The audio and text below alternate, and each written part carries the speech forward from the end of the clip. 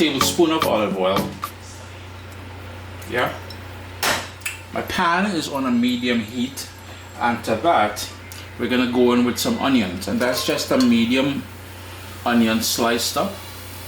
Of course we need garlic, and that's about 6 cloves of garlic that I just smashed. And some of it didn't want to go in there, but small thing, you're gonna make its way in there still. To that I'm gonna add some fresh ground black pepper. Turn my heat down ever so gently to medium low.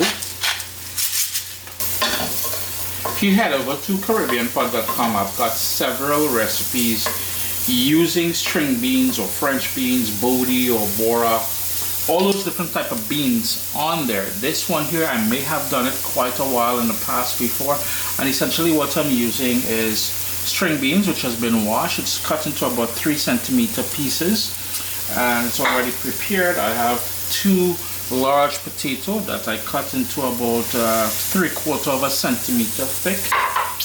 And Mom and Dad were over a few days ago, and she brought some stewed pork with yam for me, so I have the leftover stewed pork. And the stewed pork recipe can be found at CaribbeanPot.com. We just want to soften this up, pull out the flavors from the garlic and the onion, and then we'll continue. It's been about 3.5, almost 4 minutes, and this point is when we're going to add all of that prepared string beans to the pot. Just going to turn my heat back up to medium.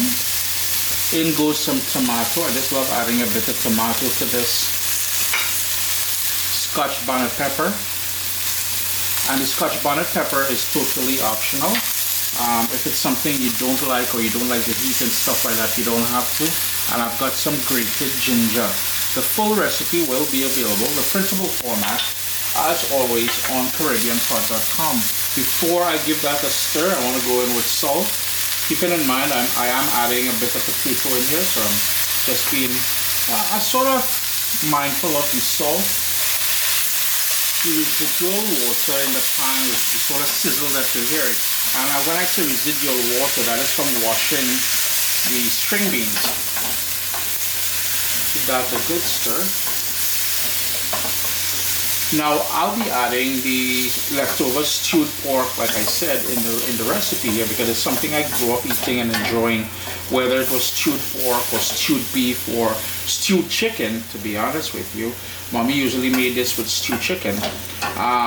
If you want to hold off on that altogether and keep this fully vegan or vegetarian, it's totally up to you. But again, the vegan/vegetarian recipe for making this I do have over at CaribbeanPot.com. In goes the potato at this point. Just sit that to stir. Now since we have the beans doesn't take that long to cook, but we do have the potato that we added in here. And the tomato will bring a nice acidity balance to things. So don't sleep on the tomato. You got, just follow Uncle Chris. You can't go wrong. I've never led you all astray yet. Maybe sooner or later that will happen, but for now, all is solid with Uncle Chris. To bring everything together, what we need to do is add water. Then we're gonna bring it up to a boil. We have one more ingredient I want to add in there before we add the stewed pork is gonna come in later on, but we need to bring this up to a boil. I have one more ingredient I'd like to add in here, and I like to clean up as I go, because what I've learned is over the years, if you clean as you go, later on you really have no work. You just enjoy, sit back, tuck in with a piece of salad roti or rice or whatever, and you enjoy this nice string bean with potato, and of course your leftover stewed pork in there. It only took about 3 or 4 minutes for it to come up to that boil. So I'm just gonna create a hole in the center here, and then there is where I'm gonna go in with my coconut cream. Just want to get all of it in there. And coconut cream, if you're not using coconut cream and you want to use coconut milk, you can hold off on the water and add a 1.5 cups or a cup or so of coconut milk. I just find that the coconut cream, which is more concentrated with the coconut fats and flavor and stuff like that, I get better results from it. And the only reason why I created that hole in the center here is because it comes in a block, and you want that to melt and make its way, permeate its way through everything. So what I'm going to do now is turn the heat down, put the lid on, slightly ajar, so there's a slight space there and let it go on a simmer. And I can already smell that ginger coming through. And mommy would have, her stew pork, as with mine, I grew up, mommy taught me well, has a lot of ginger in there as well. So that is real nice flavors. But anyhow, all we want to do now is reduce the heat and, proceed.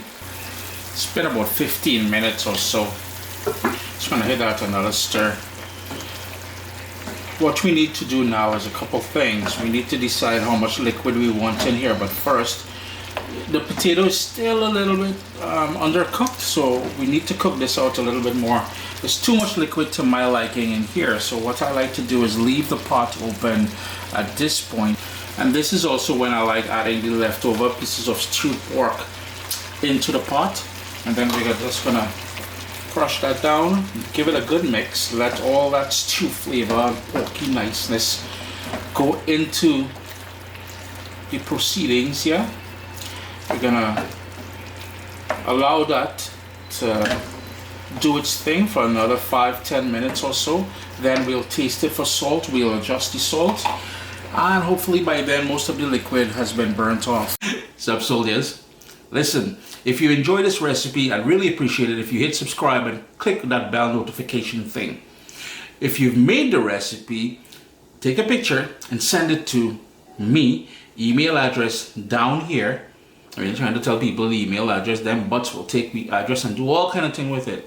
And tag me on Instagram at Caribbean Pot. I really appreciate you guys and thanks for being in my kitchen with me today.